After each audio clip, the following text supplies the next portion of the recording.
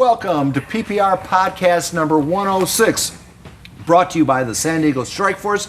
My name is Rudy. The star to the show is in the lower box, Mr. Bert Grossman. Bert, we have a pair of Bulldogs in the big box. We do. You know what? We're going to do something different. I'm going to say their first name, and we're going to let you say their last name. Because, I mean, you're so well. All right, you do so well at that. Go ahead. It's Jacob and Kyle, and then why don't you tell us their last name? Rare. And Rare, like rare steak, or Raher? No, rare. Like it's a rare, right? Yep. And Paten-know'd. Close, Patenuade. Paten-know'd. Gentlemen. You practiced for 5 minutes and still got it wrong. I'm sorry. Continue. Gentlemen, I hate when adults squabble in front of the kids. Just don't pay any attention to Bert. Hey, thank you for doing this. Where are we right now in this is a dead week, is it not? Yep, we just started for us. So you are practicing? No, like we have our dead week period, like our like 2 weeks off, like we just started that. So then what do you do for when you're in the dead week? Is that not a misnomer because you're probably lifting and working out like crazy? Yeah, just lifting and stuff outside of high school with coaches. What do you guys do? I'm going to go back to last year because Okay. I mean, you guys are a little mountain town. People don't understand. There's no transfers in. There's no transfers out. You probably knew each other since you were 2. 2 times the last 2 CIFs you lose, but to eventual state champ teams that might recruit, might have bigger enrollments. How do you get over that hump? And do you guys talk about that a lot in the offseason? Like, how do we get over the hump and not get the draw of a state champ this year or actually get the CIF as seniors? No, we definitely been talking about it a lot, but it's more just not worrying about who's going to be there, just doing our own thing. We've been doing it year after year. We've had success doing it, so we just get together as a team. And being with we've known each other for so long, and we don't get lots of transfers in. We really get that tight bond. So just growing closer as a team, welcoming in the underclassmen that are coming up, and just building the season for success. Bert makes reference that you guys have known each other for a lifetime. Is that true? How long have you guys known each other? Yeah, it's really true. Like my other inside linebacker, I've been playing with football since I've been 7. Like we same linebacker duo ever since Pop Warner all the way up to our senior year of high school. So it's pretty cool. Yeah, I think they're all like that. I mean, one of you guys have is it Kyle? You've known Coach Baldwin since you're like 1 year old. Oh yeah, our families have been close since I was born. Yeah. And he keeps talking about some scorpion story or tarantula story when you were like 4. What is that? Tell me that story. It was me and my mom. We were over at his house. Yeah, I was probably like 4 years old, and he was, I think, out in the office doing some football stuff, and we went to go outside because we were about to leave, and there was this big old tarantula sitting on the doorstep. So then I was 4. I ran back inside to my mom. We locked ourselves indoors and had to call him to leave the office to come down to kill it so we could leave. So I mean, that's what we're saying. So how do you? I mean, it's in high school. I mean, with transfers, with everything else. I mean, it's hard to put a price tag on that kind of bonding, that kind of culture. I mean, everybody's known each other their whole entire life, like family. For sure, definitely. Do you guys have you ever seen the movie Hoosiers, the basketball story? I haven't. You should see it because I think of Ramona. It's a story about us. Indiana basketball team. It's based loosely on a true story. It's an Indiana basketball team, small school. Everybody knows everybody. Everybody knows everybody's business. But they happen to put together this magic team of 5 or like the team only had 8 athletes or 7 athletes, and they go all the way to the Indianapolis State Finals based on super chemistry. And they had this one Larry Bird-like character where they just fed Jimmy Chitwood. You should see it because, to me, it kind of represents what you guys are doing in real life, and that you've small community, know each other's business, and yet you play you punch above your weight class. I always feel like I'm insulting you by saying that, but you guys play a tough brand of football that exceeds.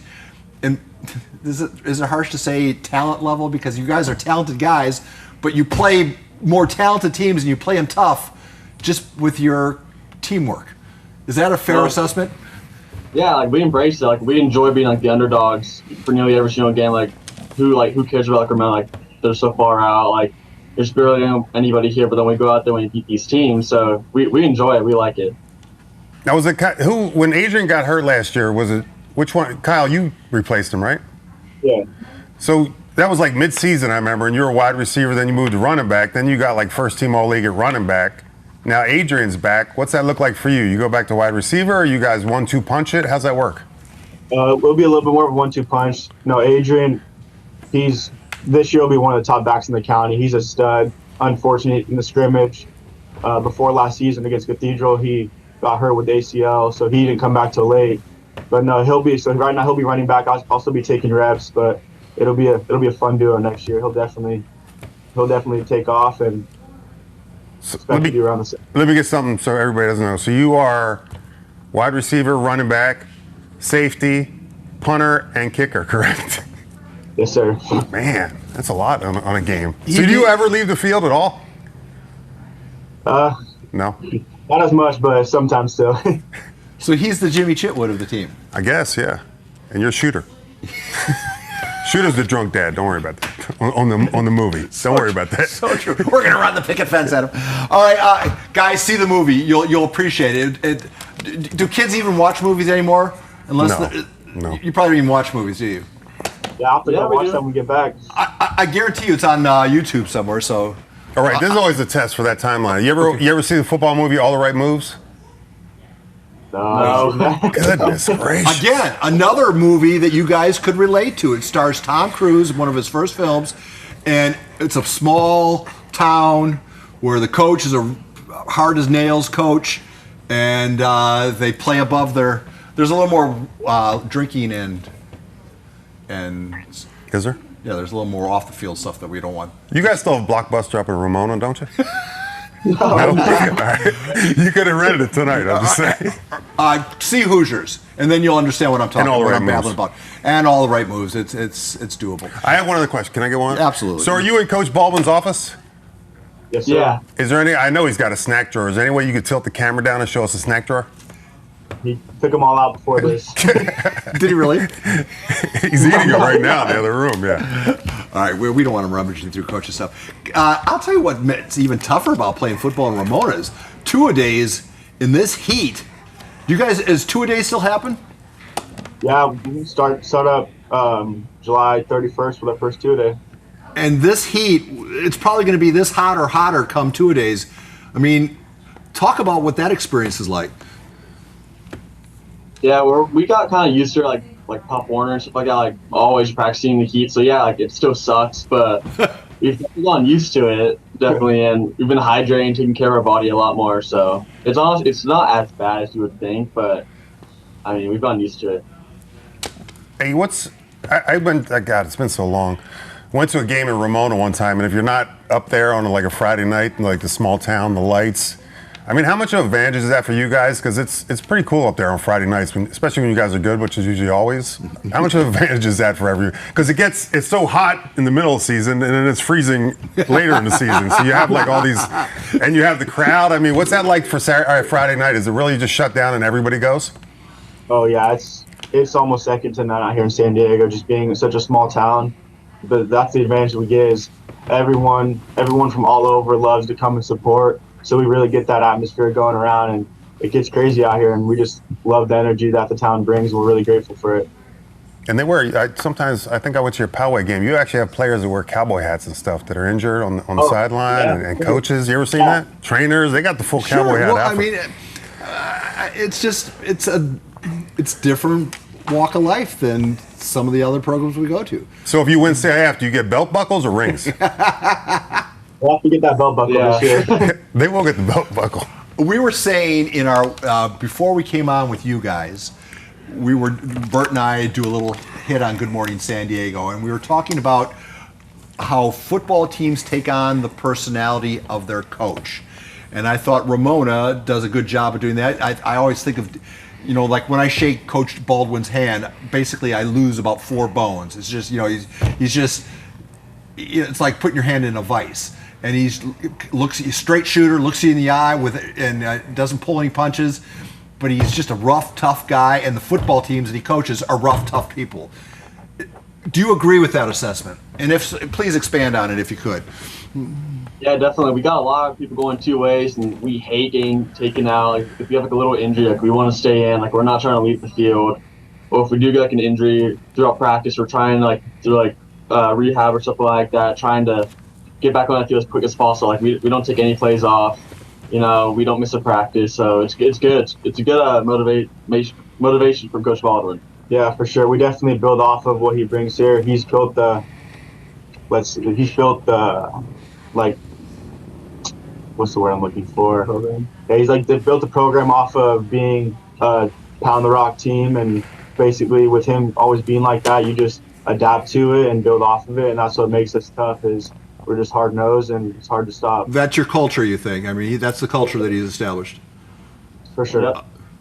And I think it showed because, I mean, Kyle, with you, I mean, I talk to coaches and you're always the best or one of the best safeties in the county, but you would be so much, I mean, some people say you'd be so much better if you're arrested, but you're also out there playing offense. You're also kicking, punting, kickoffs. I mean, so I think that speaks to the culture there, and the kids do it lovingly and willingly. Yeah, we love being on the field as much as we can and always trying to get out there and never coming off.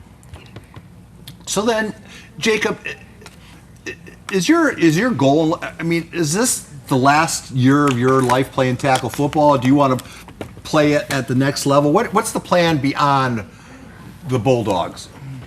Obviously going next level is a good idea and it would be great, but right now I'm sick and tired of going to CF championship and then losing. So right now my main focus is going to D1, winning it all, and then keep going. I'm taking it one step at a time. Jacob, I told the Tarantula story. What's your story with Australia? What's your connection there? Yeah, so my dad's actually Australian. He's from a town outside Melbourne called Geelong. So we try every single year to go down there because I have a ton of family. So he used to play Aussie rules down there. I remember that. Your dad did? Or you did? No, my dad did. Well, that's nuts. I remember watching that growing up on TV. That is crazy. Do you have any video? Yeah. Do you have any video of him playing? I could probably find some. Is that sport outlawed now? Do they still? Is that against the law? That sport? You know what I like Also, best? Do you know how to do what the officials when they score? Do you know how to do that? Yeah, the mark. Just stand up and do it for me really quick. Come on. Come on. It's something like they go when they get it, they go bark or something like that. He also played cricket too, so he was really good at cricket. He moved over to England and then played for the national team. So, does he have the full Australian accent still? honestly, I can't tell. I've been around him so much, but I think he does. No, he definitely can. Kyle's shaking his head yes.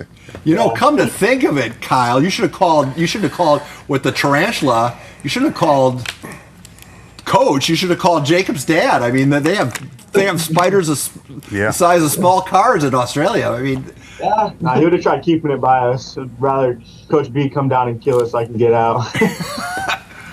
Hey, how well do you guys? Let's test how well you know one another. Jacob, tell me a story about Kyle that he doesn't want you to tell us right now. Doesn't want you to tell us. That he doesn't want. One time, Pop Warner year, I broke my leg. And so I had some friends over, and I had a wheelchair. And so by my house, there was a huge driveway of another house, like super, super like steep and really, really far. And so he thought it was a good idea to push me down it. It's probably like 50-foot like driveway, and I couldn't stop.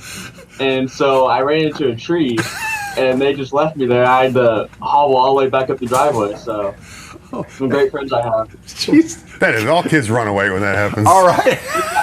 Just as he breaks the other leg. All right, Kyle, tell me a story about Jacob that he doesn't want you to tell us.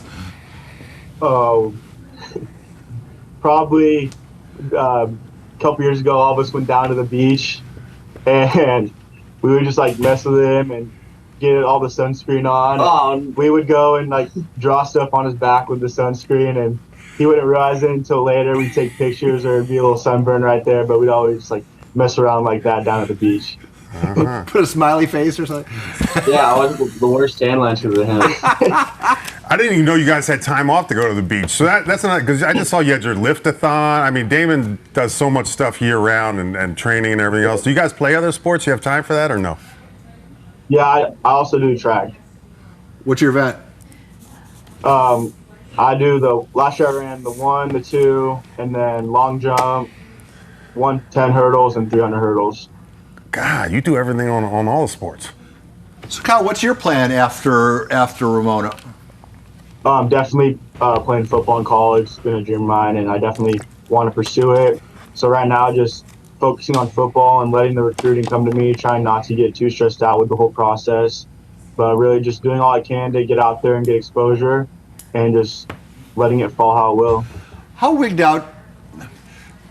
You try to think good things about everybody. You wish the best for everybody, but how tough is it when you see like Twitter and Instagram has just become a platform for athletes to brag about, hey, I'm blessed to get this offer and I'm blessed to get that offer, and maybe your phone's not ringing as much. Is it hard to keep your head up and your chin up when you're seeing offers going to kids that you play against, or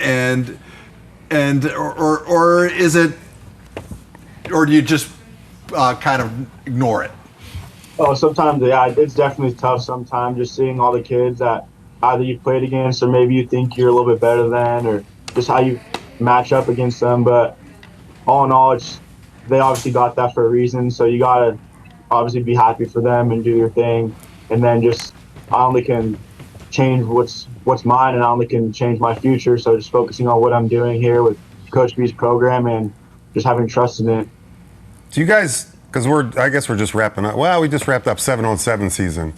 What do you guys think of 7-on-7? Because I can't think of a thing more anti-Ramona than 7-on-7. No hitting, no nothing. I mean, do you guys like take it as just fun, training, or do you despise it? What's your deal with 7-on-7? I mean, we like it because we know that our linemen have been putting in that work, so they're gonna feel it come pads. So we enjoy it. Like, we did pretty good this 7-on season, but we know the real football is in August and September. So yeah, for sure. 7-on for us is just like team bonding. We're just getting out there, running around, throwing the ball more times than we know we're ever going to do in a game. So really taking advantage of throwing and catching the ball. Just to air it out a little bit. Yeah. But is everybody running their offense that they run in high school? Are the concepts and everything, or is it totally different for 7-on-7 and really basically all you're getting out of is maybe working on a few fundamentals? Yeah, every team we're playing against is empty and throwing everything down there. So it's definitely a 7-on-7 offense, but we stay true to our scheme. So we know that we're just running our playbook, and it's good for the younger guys to learn our playbook and learn all of our routes and stuff. Who's your quarterback there this year? Who's it going to be? Is it Jamil? Right now we have a little battle going on with Atticus Enriquez. He's looking really good right now. He's starting for us, and he'll be a sophomore next year, but he's a really good athlete, and he's looking really good out there. And then we also have Jamil with it, some younger guys that we're bringing up, and then also Dylan Day is working in it. I got to, because I always wonder this now. You guys, your rivalry used to always be Valley Center, and you guys are a little better than them now. Do you have a new rivalry, or is it still Valley Center? I mean, we like all the teams. Like, we obviously Poway, but right now we got some fire under RV. Like, we don't like RV anymore. We had some 7-ons, and we do not see eye to eye at all. So we're excited to play them, especially for our homecoming night. Yeah. So what's the source of that rivalry? Eric Weddle? Or is he RV? He's RB. Just 7-on-7. Now we're being in the Palomar League. Yeah. League game, homecoming, 7-on-7 game got a little rough between us, so definitely a little asterisk on that game. Yeah. Oh, so I'm going to have to mark that one down. Might have to mark that one down. Is that a Friday night game? I believe so. And how many times are you guys playing on Saturday this year? Do you know, or Thursday, or are you guys all Friday nights? We have, I think, one Thursday game. And that's our first game, I'm pretty sure. One so Thursday. This Thursday. All right, we have to make. Is that still the referee shortages? Yeah. That they're doing that? Yeah. I thought that was just a 1 year they're off-COVID still thing. missing peeps. All right, hey, can we talk? I know, boring topic. Academics. They're both 4.0 students.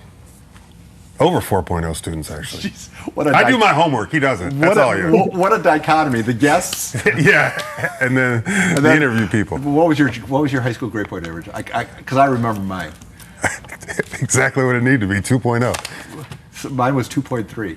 We only need Back in my day, you only needed 2.0 and like 750 on your SATs or something, and then you're eligible. You're talking to a couple of dodos right now, guys. Yeah. I mean, just so you know. We didn't have ChatGPT and Yeah. Google to cheat. We had to do the work. Hey, Encyclopedia. Out of curiosity, without getting yourselves in trouble here, has that filtered into your existence as far as helping out with homework? I assume you're aware of ChatGPT. Can you do your homework that way now? I've done it on an assignment or two, but teachers have been getting down on it and being able to understand when you're using it. So we got to steer ourselves away from it. Let me give you a tip, though. If you want to write poetry to your girlfriend or you want to ask somebody to prom, use ChatGPT. Just pro tip. Keep that in mind. Thank you.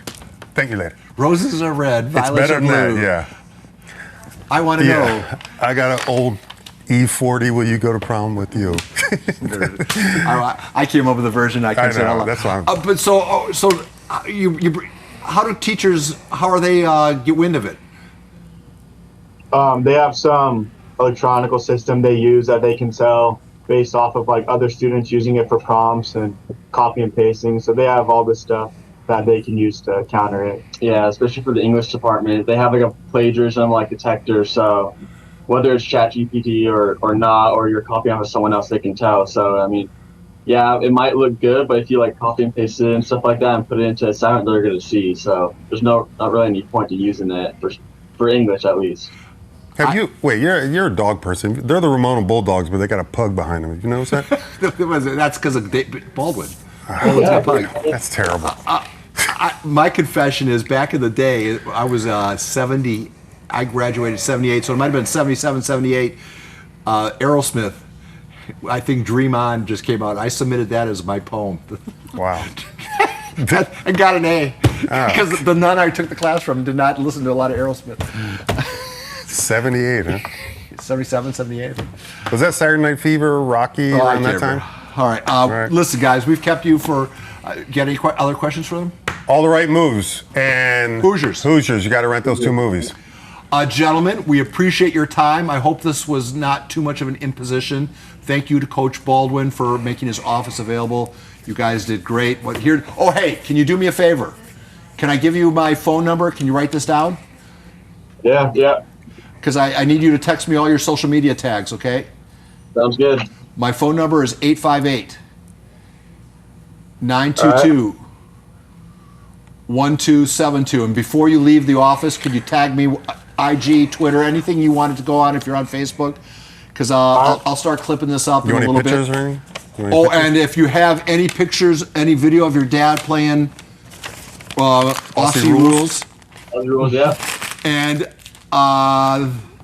what else do we talk about? Cowboy hats? You're not going to have pictures of cowboy hats. All right, gentlemen, you did great. Thank you so much. Have a safe day, and we'll see you on Friday nights, okay? Sounds good. Look forward Thank to you, it. gentlemen. Podcast number 106 is over, everybody.